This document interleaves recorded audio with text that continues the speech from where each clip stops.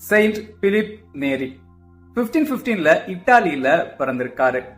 செல்வ செழிப்பான குடும்பத்துல பிறந்திருக்காரு. 18வது வயசுல தான் செஞ்சு வந்த வணிக தொழிலை விட்டுட்டு ரோமையில உள்ள 7 ஆலயங்களுக்கு கால்நடையா பயணமாயிருக்காரு. இரவு நேரங்கள்ல புனித செபஸ்தியாரோட கல்லறையில தங்கியிருக்காரு.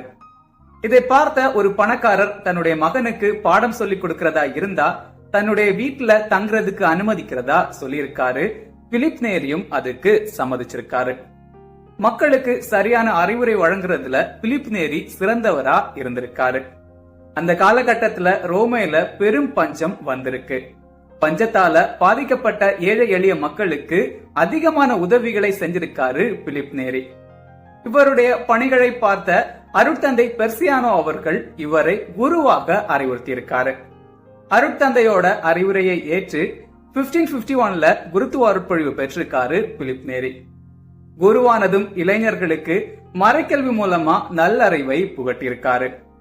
ஒப்புரவு அருட்சாதனத்துக்கும் திவ்ய நற்கருணைக்கும் அதிகமான முக்கியத்துவத்தை பிலிப் நேரி கொடுத்திருக்காரு.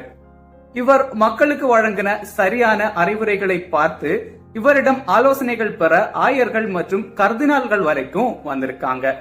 அப்படி இவருடன் நட்புறவு ஏற்பட்டு நண்பர்களாக பழகினவர்கள் தான் புனித லயோலா இஞ்ஞாசியாரும் புனித சார்லஸ் போரோமியோவும்.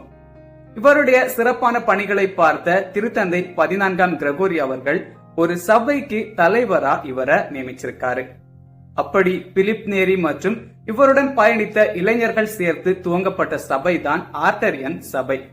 அந்த சபை மற்ற சபைகளை போல அல்லாமல் ஒரு ஜெபக்குழுவாக அதை பயன்படுத்தி மக்கள் விசுவாச வாழ்க்கை வாழ பேருதவியா அந்த சபை இருந்திருக்கு. இறுதியா 1595ல பிலிப் நேரி இறந்து போயிருக்காரு.